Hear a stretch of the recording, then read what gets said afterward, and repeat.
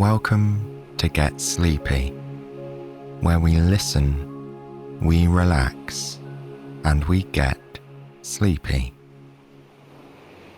My name's Thomas, and it's such a pleasure to be your host.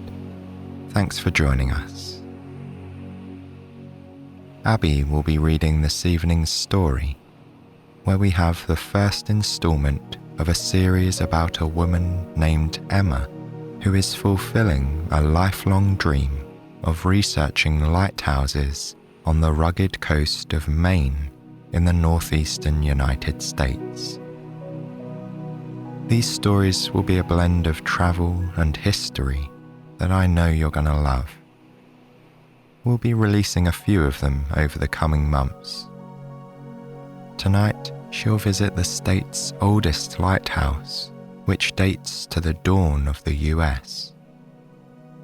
In doing so, she'll discover that the true beauty of a lighthouse lies not just in its welcoming flash, but also in the steadfast devotion of its many keepers.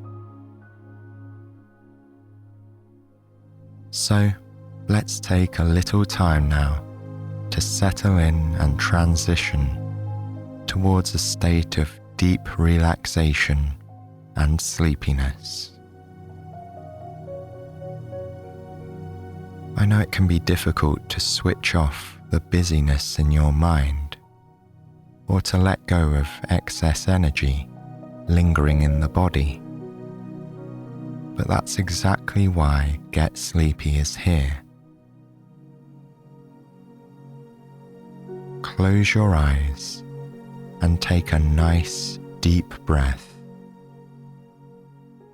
feeling your body relax and sink into bed as you exhale.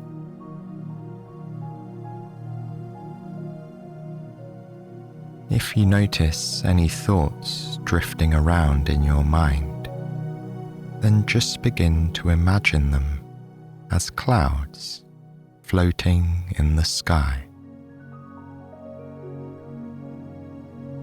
Separate yourself from the sense of your thoughts being you, and realize that you are simply the observer.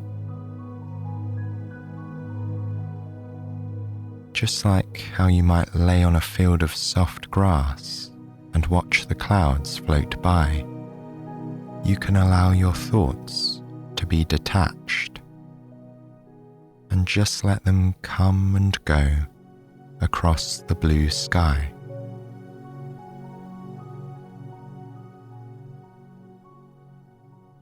If your mind is particularly noisy tonight, the sky might be pretty full of clouds.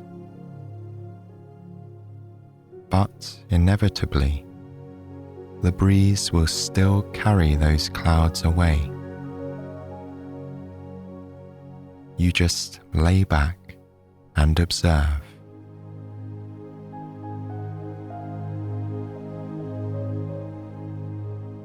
And as they clear, you become connected with the glow of the sun, a glow that envelops you both externally and internally,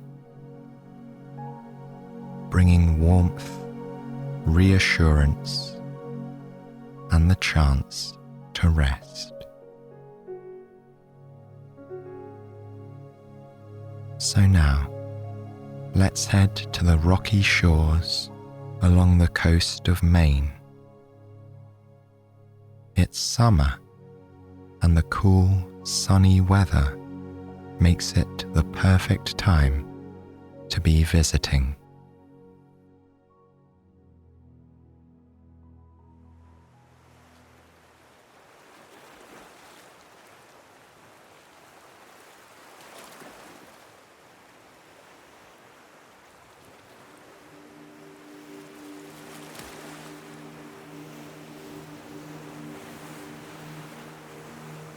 Emma couldn't have asked for a more glorious first morning on the coast of Maine. To be fair, Late summer was considered by many to be Maine's most beautiful season. At a time of year when other states were sweltering under the most oppressive heat of the summer, the weather in the far northeast flirted with perfection. Especially on the breezy southern coast of the state, the average temperatures tended to be quite pleasant, with plenty of sunshine and low humidity.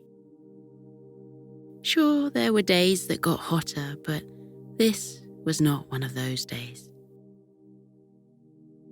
Today, Emma would enjoy perfect temperatures, sparkling sunshine and refreshing breezes for her very first journey to one of the country's most famous lighthouses. Arriving just last evening after a long drive from Boston, Emma had spent the night at a modest bed and breakfast in a leafy suburb of Portland, Maine. The home dated to the 19th century and was built in the stately Victorian style, with a gracious porch and formal interior. The rooms inside were resplendent, with dark woodwork and tall ceilings. Her own bedroom was not large, but it was outfitted with handsome wood furniture and a typically elegant white bedspread. Her windows overlooked the quiet, tree-lined street below. A continental breakfast was served in the wood-panelled dining room in the morning. While she was enjoying warm, freshly baked muffins with fresh local blueberries, her hostess had asked after her plans for the day. Upon hearing of Emma's trip to Portland Headlight, she had certainly approved. In her capacity as hostess, however, she had followed with her own advice.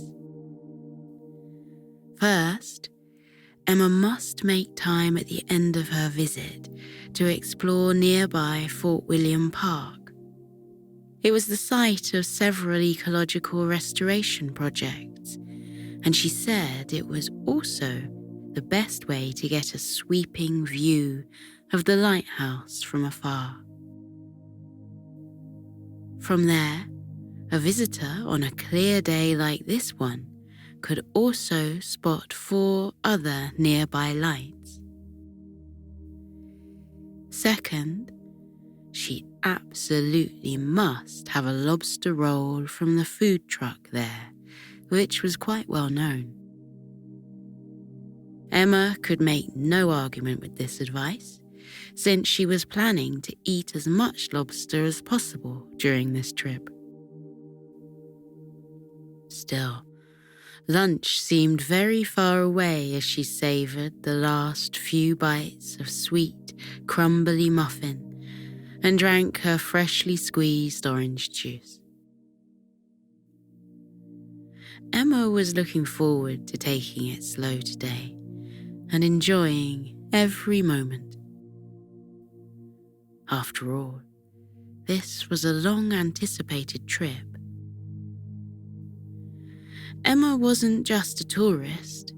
She was taking a sabbatical from her work as a history professor in order to gather research material for a book. Ever since she was a child, she had been fascinated by lighthouses. It wasn't just the structures themselves that held historical significance. Each site was completely unique in many ways.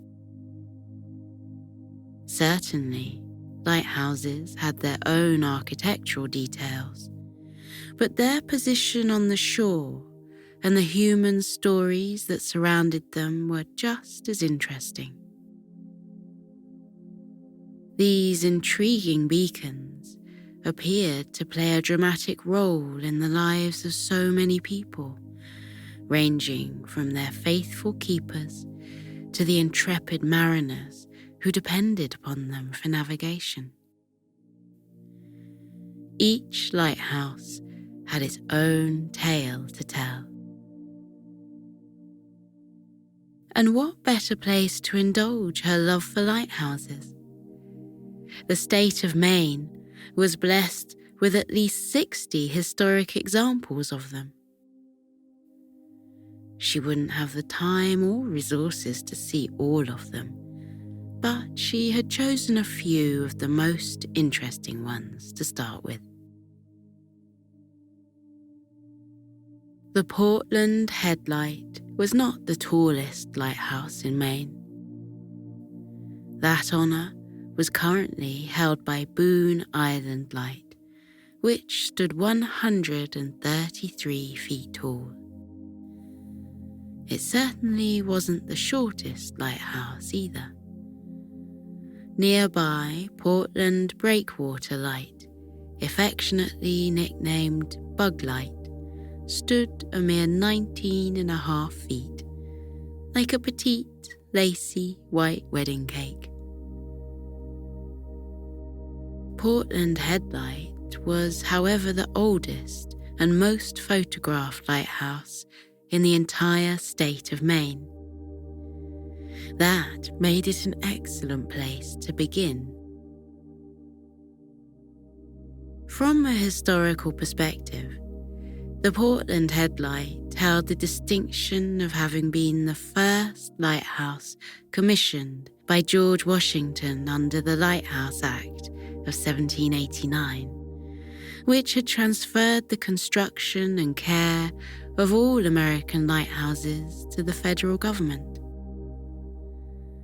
With a tight budget in mind, he told the 2 local architects on the project to use rubble stone that could be easily hauled by oxen. With her delicious breakfast as fortification, Emma left the bed and breakfast behind for the day and headed out on her small quest. As she drove the short distance to the lighthouse, she smiled to think that rubble stone should hold up so marvellously well for such a long time.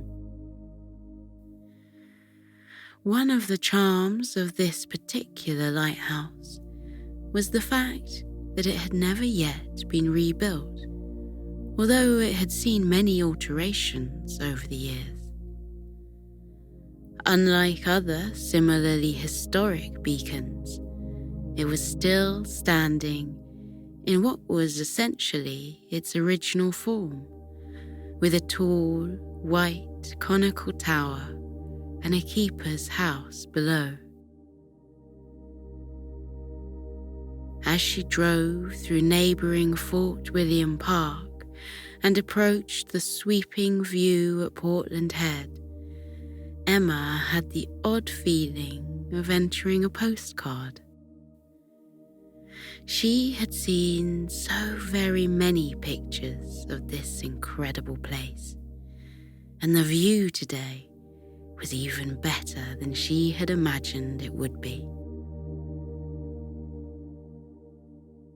Upon entering the circular lot in front of the lighthouse, it was the keeper's house that first greeted her, nestled at the foot of the tower. As she surveyed the parking, she was grateful for her early start to the day. Finding a spot was easy. Emerging into the bracing sea air, she locked up the car and walked down the wide path to the charming red-roofed keeper's house. Now that the lighthouse was largely automated, this part served as the museum. The porch had arched eaves along the front that gave it a personable and welcoming appearance. With stunning scenery unfolding to her left and right, however, she lingered outside for a while to take in the view. Although she knew that the tower itself was not generally open to the public, Emma was eager to make her way around every inch of the exterior and see the structure from all sides. Proceeding past the museum, she came around the south side of the lighthouse. The wind was a bit stronger up here at the Portland Head, and it blew her hair back with refreshing coolness. Walking to the fence at the edge of the property, she looked down. The waves crashed on the grey rocks below, sending frothy white spray high into the air. Emma was mesmerized by the motion of the water and closed her eyes, lulled by the oddly peaceful sound of the active surf. She had seen the famous Edward Hopper painting of this beautiful sight. Emma had stood before it in a Boston museum, taking in the smooth lines and slightly softened aspect it gave the landscape. The water beyond the lighthouse in the Hopper painting was completely tranquil, creating a very peaceful mood.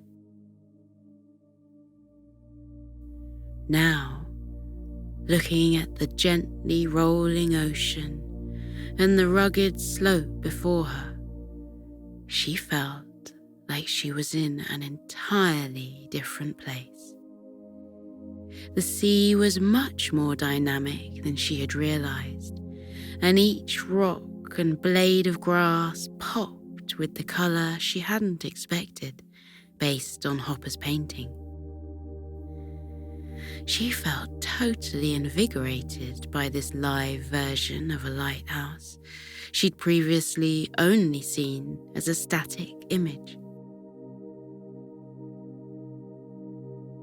Turning to her left, she shielded her eyes from the cheerful morning sun and viewed the tower from below. Based on what she had read, it now stood 80 feet tall, but that had not always been true. With an almost comical history of its own, the tower had been short, and then tall, and then smaller again over the years. The original plan had been to make it only 58 feet tall. Apparently, a subsequent order that it be increased to 72 feet caused one of the architects to quit. The other had stayed, completing the work within 2 years, and the Portland Head beacon had first been lit in 1791. This was not the end of the story, though. In 1813, about 25 feet were removed from the tower because it had become damaged by leaks. Decades later, after the wreck of a ship called the Bohemian, the light was improved again with the addition of another 20 feet to the tower.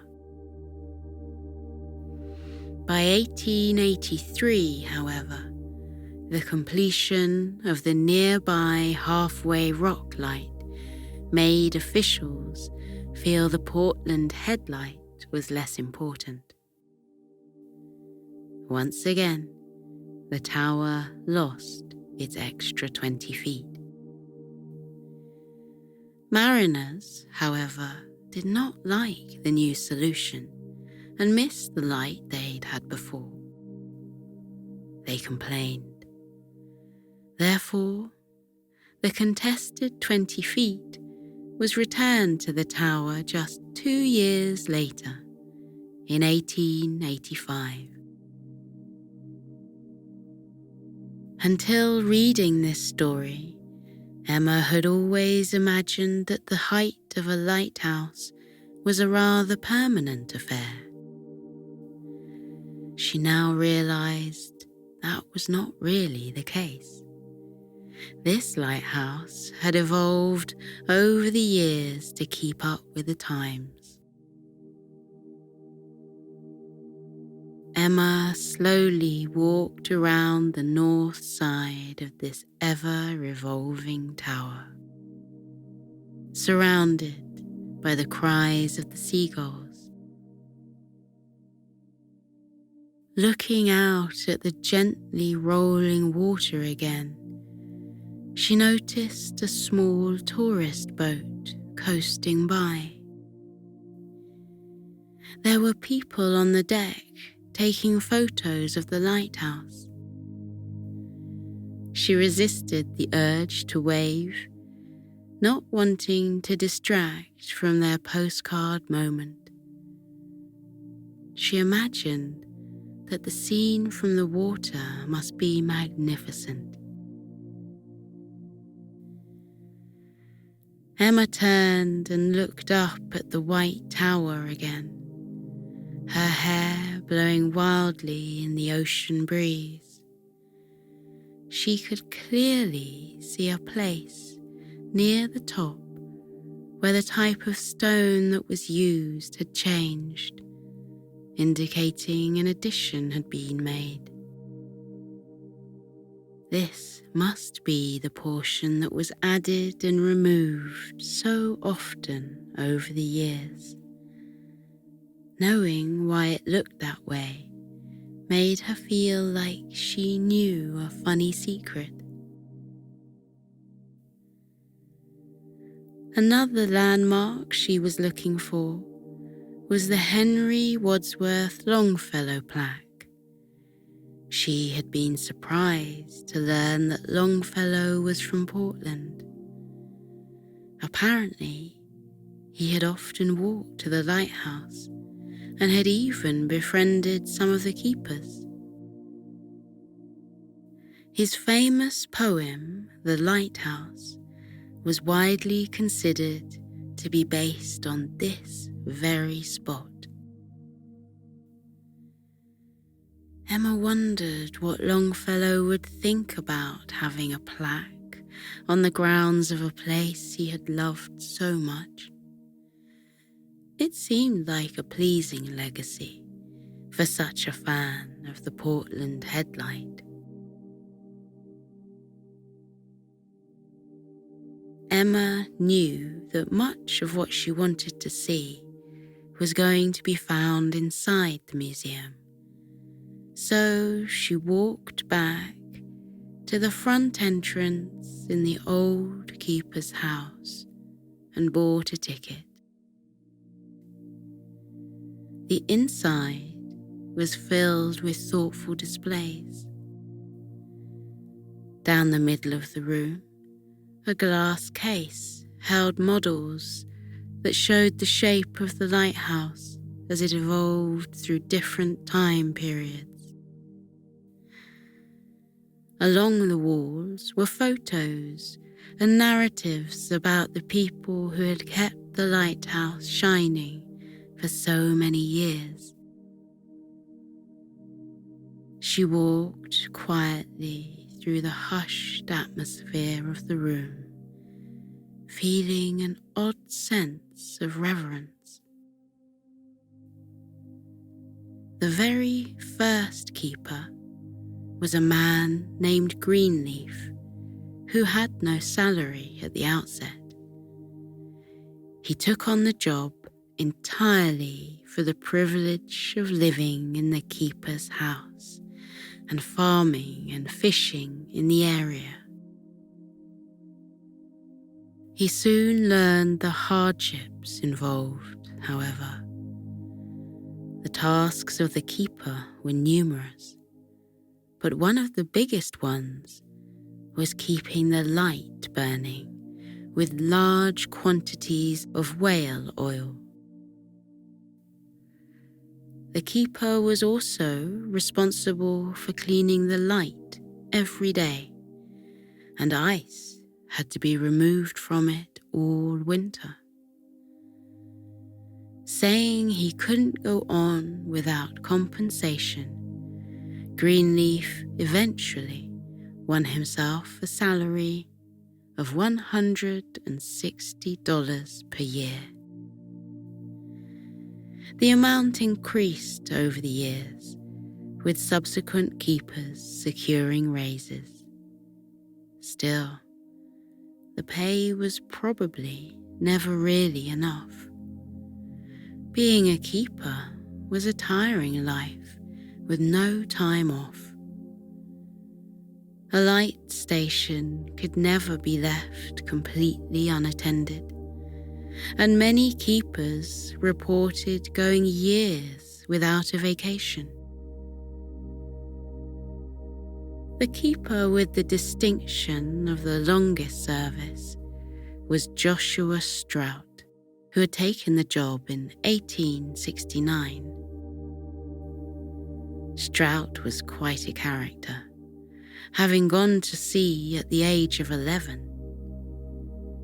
His wife was the assistant keeper alongside him, and then his son took over the job when he came of age. In fact, it seemed Joshua and Mary Strout also raised many children while he worked as the keeper at Portland Headlight. Another entertaining tidbit she heard was that they also had a parrot named Billy that would cry, "Joe, let's start the horn. It's foggy." Joshua's son Joseph took over as the head keeper after him, and the Strout family kept the Portland Headlight running for an impressive 58 years, all told. The Strouts weren't just well known for their longevity, though. On Christmas Eve in 1886, they famously rescued the entire crew of a 3-masted ship called the Annie Maguire, which crashed on the rocks near the lighthouse. Apparently, the Strout family and other Good Samaritans created a gangplank out of a ladder, and the captain, his wife, 2 mates, and 9 crew members all clambered across it to safety. The museum also held some artifacts that interested Emma, but she was most looking forward to one thing in particular: the Fresnel lens. Created by a French physicist, these incredible lenses revolutionized light-keeping around the world, eventually finding popularity in the United States. Prior to the time that the Portland Head acquired a Fresnel lens, the tower was run using 16 whale oil lamps that were both dirty and cumbersome to maintain. Nowadays, electric lights were taking over most lighthouses, but the Fresnel lens was a historical marvel that Emma wanted to see for herself. And there it was, standing before her in a glass case. Historian Eric Dolin had called Fresnel lenses the crown jewels of lighthouse illumination, and Emma understood why. Looking like something out of science fiction, the Fresnel lens that had once graced the tower was now available for people to view up close. Measuring 4.5 feet across, The light had once been powered by an oil lamp with 3 wicks. It looked like a beautiful crystal spaceship.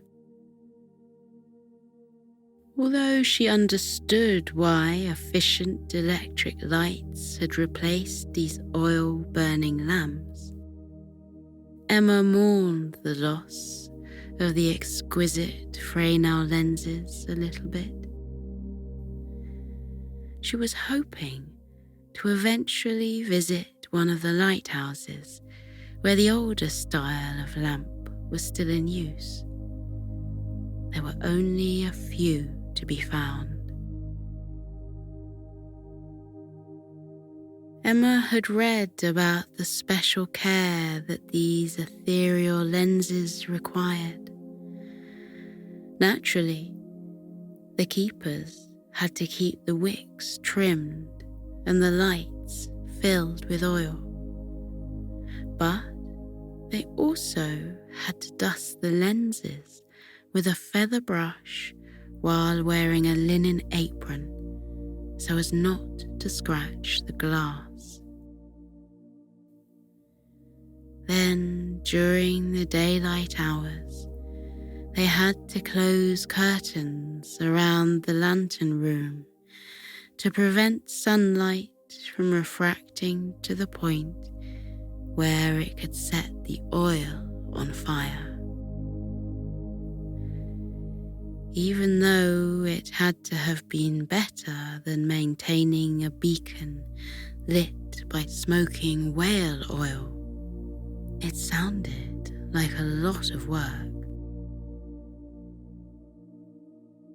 After reading the entire timeline of the lighthouse and its many keepers, Emma was ready to get the wider view of the entire site.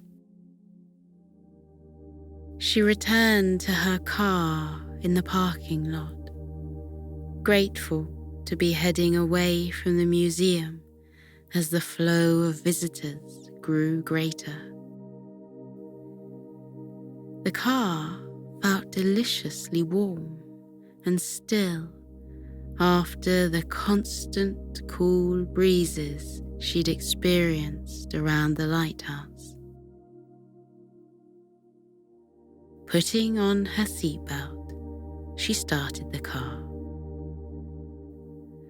Then she backed out and carefully maneuvered it down the road to Fort William Park.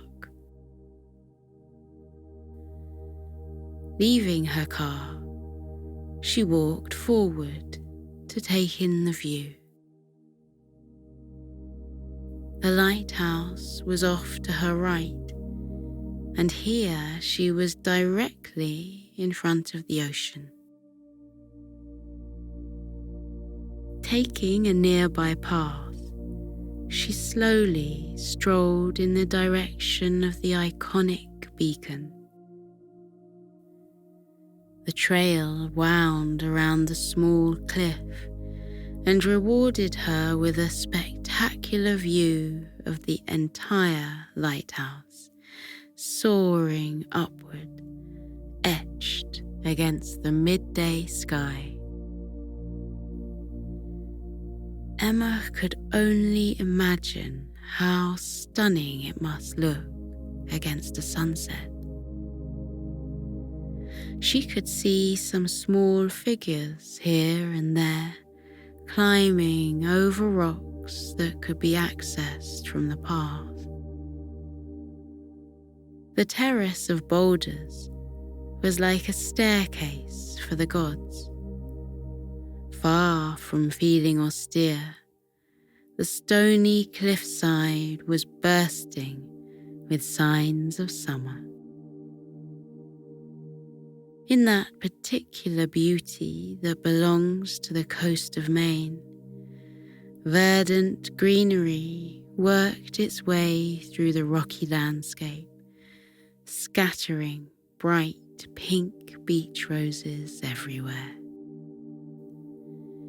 The result was a riot of bold and refreshing colour, even where the land ran abruptly into the sea.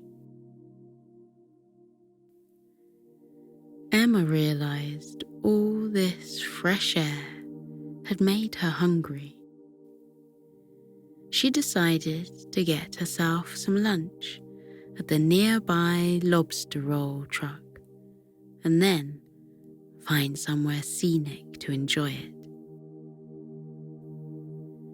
Returning to the parking area, she stepped up to the counter and reviewed the menu.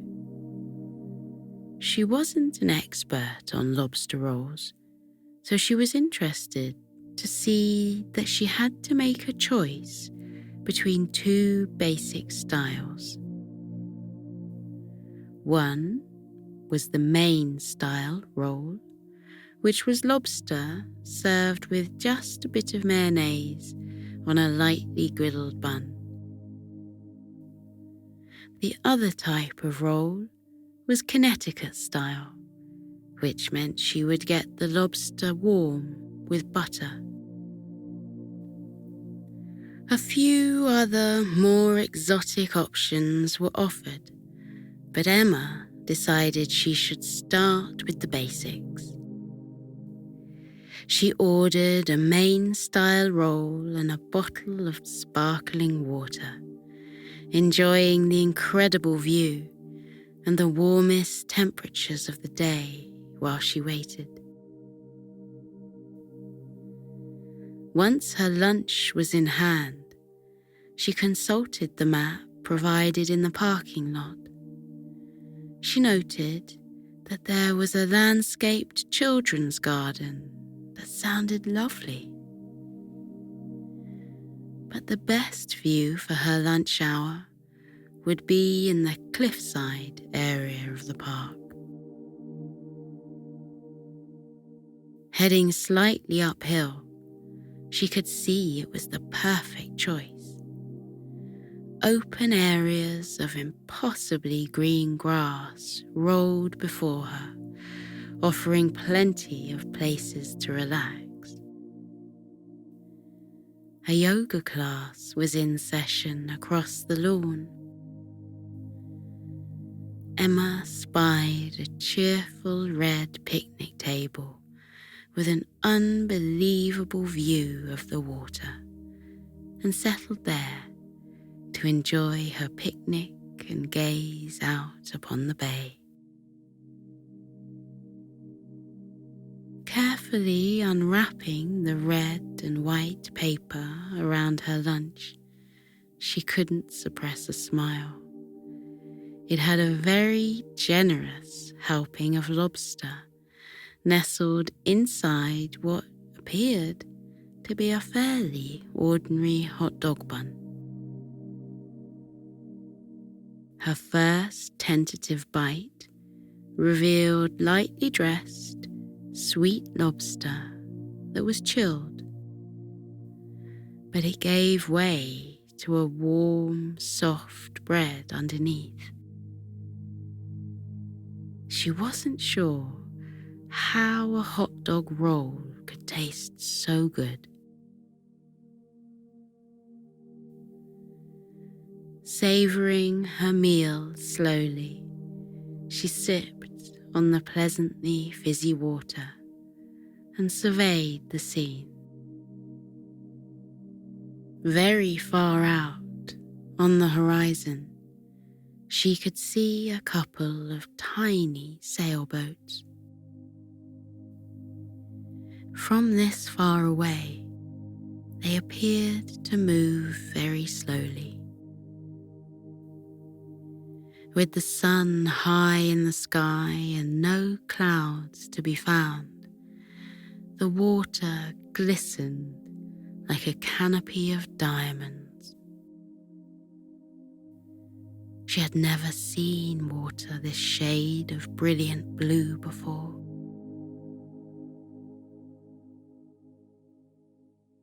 The luscious roll was gone all too soon. She wasn't ready to leave yet, though.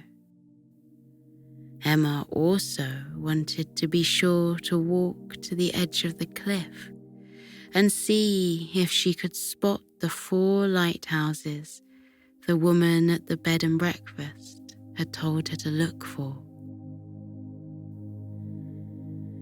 Shielding her eyes, she stood in the salty ocean breeze and scanned the horizon. There, to the left, she spotted what she knew to be the sturdy-looking Spring Point ledge light. It emerged from blue at the end of a small breakwater. Sweeping her gaze straight ahead, she saw what she guessed was Ram Island ledge light, which was closer to the size of the Portland Head light. Then, because it was a really clear day, she got lucky enough to detect halfway rock light further out. From what she understood, that was the one she wouldn't have seen if the weather hadn't been so fine.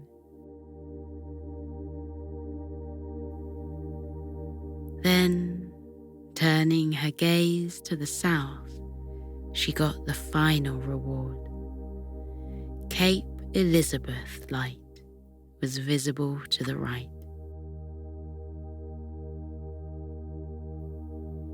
She had stood at Portland Head and seen all the lighthouses there were to see. It was the perfect conclusion to her visit.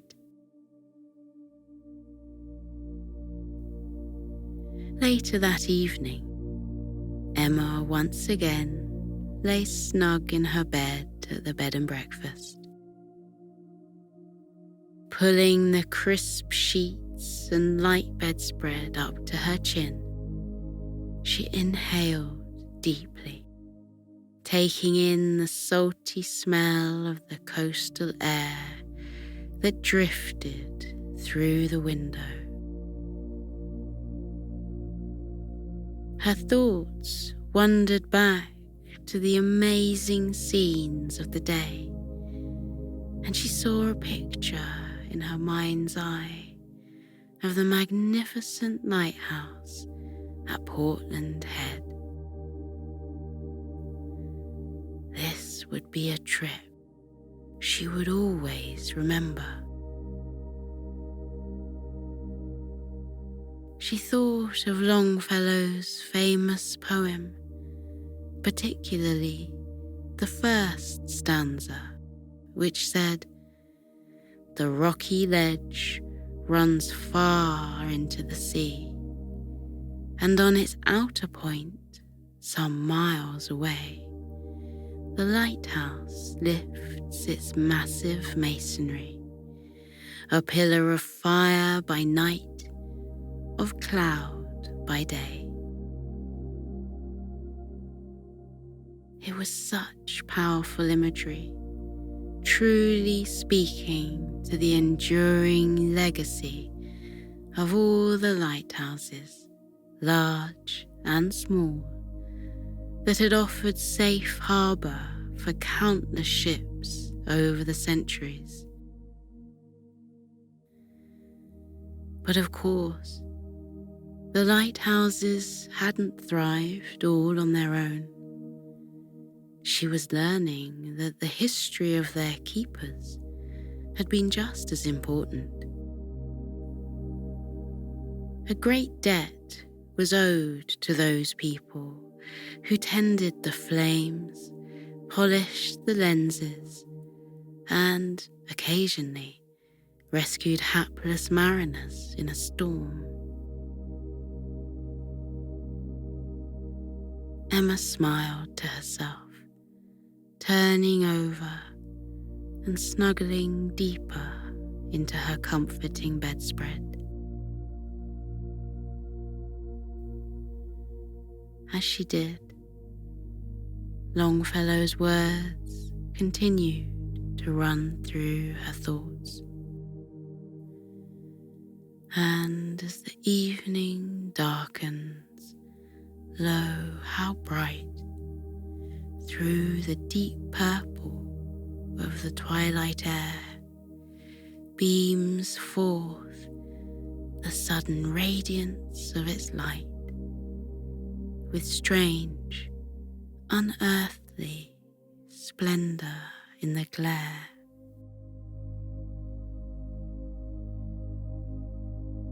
A light fog had descended outside.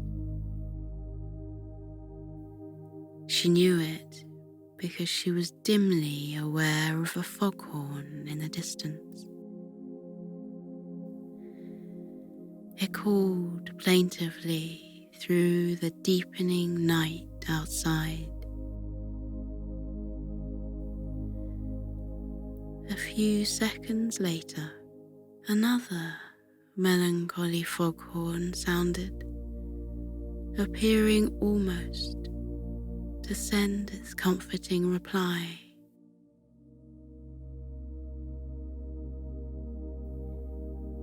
And so the two beacons worked in tandem, echoing their greetings out into the mist, as Emma drifted off on the calming waves of sleep.